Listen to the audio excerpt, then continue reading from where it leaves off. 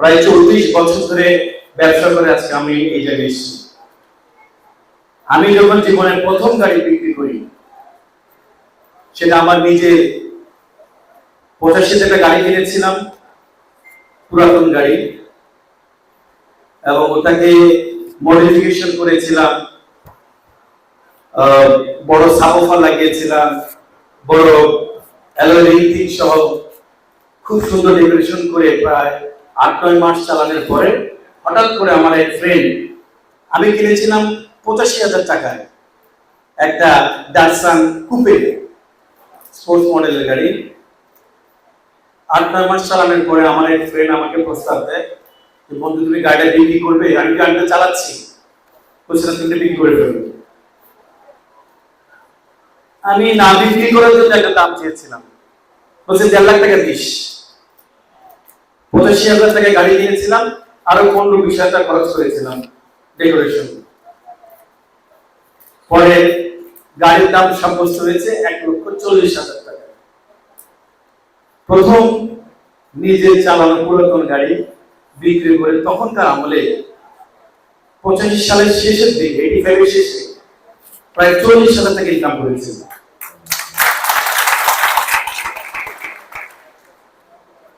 তারপরে আরেকটা গাড়ি কিনি, সেটা কদিন চালিয়ে বিক্রি করে ফেলেছিলাম, এবং 91 সালে প্রথম শোরুম দিয়েছিলাম।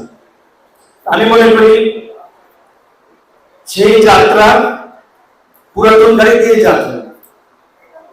আর আমরা যে বায়োলিকার গাড়ি, আমরা যারা মেম্বার, আমরাও কিন্তু পুরাতন গাড়ি বিক্রি করি।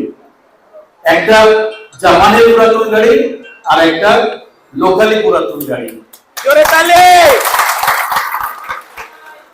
ইন্টারেস্টিং পার্ট, আমরা রিকন্ডিশন গাড়ি ব্যবসায় যা প্রফিট করি, রিকন্ডিশন গাড়ি আমদানি করে পুরাতন গাড়িতে লাভ আরো বেশি করা যায়। লোকাল পুরাতন গাড়ি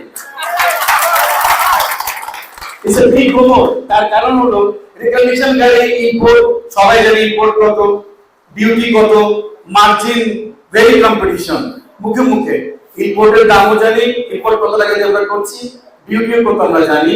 সো বিক্রি খুবই কম্পিটিশন। বাট একটা ইউজড গাড়ি আমরা অনেক সময়, আমি আজকেও কিন্তু আমার একটা ইউজড গাড়ি নেগোশিয়েট করছিলাম। আমি একটা গাড়ি বিক্রি করেছিলাম একজনের কাছে, একটা মার্সিডিজ জিএলএস, উনি বিক্রি করে ফেলবেন, তো আমার কাছে বিক্রি করবে। তা আমি ওনার কাছে যখন প্রথম নতুন গাড়িটা বিক্রি করেছিলাম, যা লাভ করেছি, ওনার থেকে গাড়ি নিয়ে, পুরাতন গাড়ি উনি 2 বছর চালিয়েছে, সেটা নিয়ে যাবে তো তার থেকে ডাবল লাভ করতে পারবে। সো আমি মনে করি যে যারা লোকাল পুরাতন গাড়ি ব্যবসা করেন, এখানে অনেক বড় ফাঁক আছে। মানে কিনতে গিয়ে আপনারা যেভাবে কিনতে পারবেন, আর বিক্রি তো কোনো, যখন যার যে ইচ্ছে দামে বিক্রি করতে পারছে। It's a very good business, it's a prestigious business. আমার মনে পড়ে আমি যখন ইউজড গাড়ি কিনতাম, আমি মাঝখানে ইউজড গাড়ি, প্রথম দিকে ইউজড গাড়ি কিনেছি।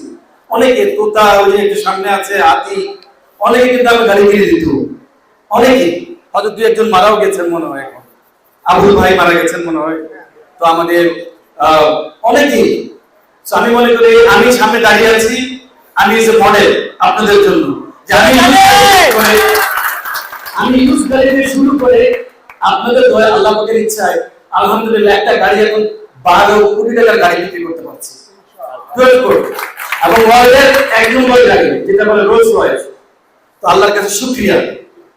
তো আমি মনে করি আপনারা যে কাজটা করছেন, আমরাও শুরু করেছিলাম এরকম। কমিটমেন্ট সবচেয়ে বড় ব্যাপার। কমিটমেন্টটা ঠিক রাখবেন, যাকে যেটা বলবেন সেটা রাখার চেষ্টা করবেন। আর বাংলাদেশের মার্কেট অনেক বড়, যদিও অনেক চ্যালেঞ্জেস।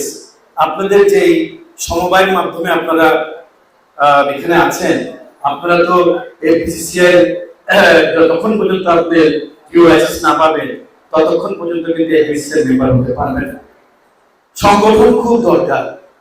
সংগঠন ছাড়া একা একা কোনো ব্যাপারে আপনি দাবি নিয়ে যাবেন সরকারের কাছে, সরকার শুনবে না। সরকার যখন ভাববে অ্যাসোসিয়েশন মানে এর পিছনে অনেক লোক।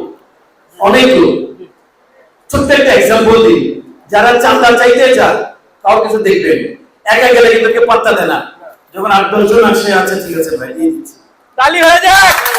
সেরকম সংগঠন কিন্তু আপনি একা গেলে কিন্তু যদি কোনো সংগঠন না থাকে একা কিন্তু আপনার কথা সরকার শুনবে না। সো সংগঠন করা উচিত, আপনারা করেছেন।